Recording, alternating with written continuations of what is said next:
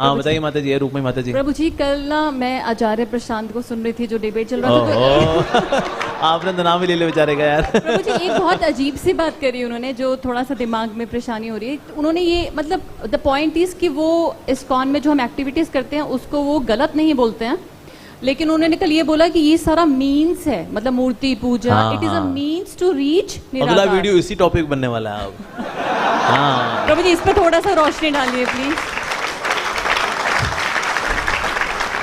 इनको लगता है भाई ये जो मूर्ति पूजा जो है वास्तव में ये तो बस एक जरिया है, हाँ।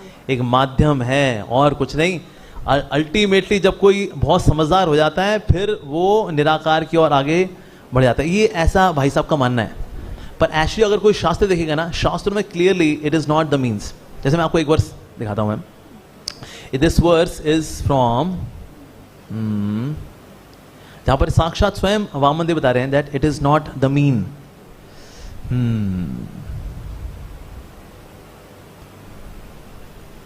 यस, सो ये आता है वराह पुराण के अंदर आता है, chapter 181 verse number 1, conversation between Varaha Dev and Prithvi Devi. तो वहां क्या बता रहे हैं? It is said that the stone और wood god himself manifest as a person, पाषाण दारो रात्मशेष स्वयं व्यक्ति हितम स्मृतम, मतलब भगवान स्वयं प्रकट होते हैं उसके अंदर। So it is not just a symbol कि भाई ये तो बस टूल है, तो वह टूल है। तुमने कहां से पढ़ लिया टूल है? थोड़ा किताब खोल लिया करो, वेदांत तत्वदर्शी। वराह पुराण के अंदर साफ साफ भगवान खुद बता रहे हैं मैं खुद प्रकट होता हूं। So is clearly saying. साथ ही उसका और क्या बताते हैं वो? He said Varahadeva said my dear Vasundhara, I am again going to tell you another secret, please hear that also. I reside in the earthly deity prestigious by worshipping, I personally reside. तो टूल मान के चलेंगे कुछ भी। अच्छा किसके लिए? जो सिद्ध होते हैं ना वो नहीं करते। तो आदि शंकराचार्य को करें, वो तो सिद्ध है ना। उनका था भाई बद्री विशाल को इंस्टॉल करें, कहता है चलो 900 क्यों तुम बत्ती घुमाओ, हम तो सिद्ध हैं। वो क्यों आरती उतारते हैं बद्री विशाल की? ये हमारे उडुपी कृष्ण कौन? मध्वाचार्य, उनकी पूजा कर रहे हैं। अरे मध्वाचार्य आप मत करो, इन चिलगोसों को लगाओ, इनको टूल है ना, उडुपी कृष्ण टूल है।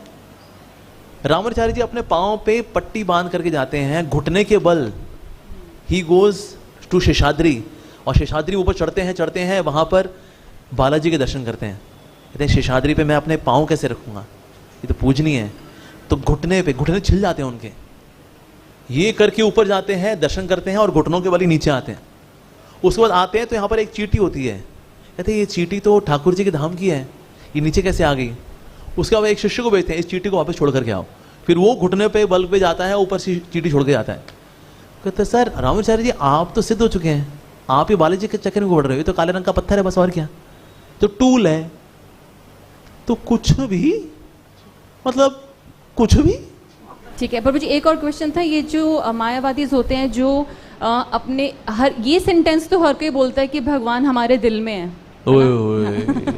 तो प्रभु जी क्या इनको जो शिरोदक्षाएं विष्णु होते हैं, क्या उनके सुकृति नहीं प्राप्त होती क्या इनको? एक्चुअली होता क्या है, हालांकि शिरोदक्ष Vishnu as Janardan is in everyone's heart, although he is one. So लेकिन ये उनकी ओर उन्मुख नहीं होते। जैसे कठोपनिषद के अंदर आ रहा है ना, ब्रांच है, ब्रांच में 2 पक्षी है, एक है जो फल चख रहा है और एक है उसको देख रहा है दोनों साथ में, लेकिन ये उन्मुख नहीं हो रहा। भगवान की ओर उन्मुख होगा, दैट विल ब्रिंग लिबरेशन। तो इनको अज्ञात सुकृति भी नहीं मिलती क्या? अज्ञात सुकृति भी नहीं। अज्ञात सुकृति तो भक्ति करने से मिलती है। कोई भक्ति वाली एक्टिविटी को कर ले, कोई तारीफ कर दे, अच्छा मंदिर बना रहे हैं, हरे कृष्ण वाले अच्छे लोग हैं, इससे सुकृति मिलती है। कोई खिचड़ी प्रसाद आके चला जाए, खा के चला जाए, उससे सुकृति मिलती है। पिताजी लड़ गए, साथ बच्चा भी लड़ गया, उससे सुकृति मिलती है। तो ये तो ऐसा कुछ काम। सो प्रभु जी लास्ट ये है कि इसका निष्कर्ष ये है कि just because they are envy and jealous of the lordship, बस यही इसलिए निराकार के पीछे भाग रहे हैं, इसलिए निराकार पीछे भाग रहे हैं। एक होना है इनको।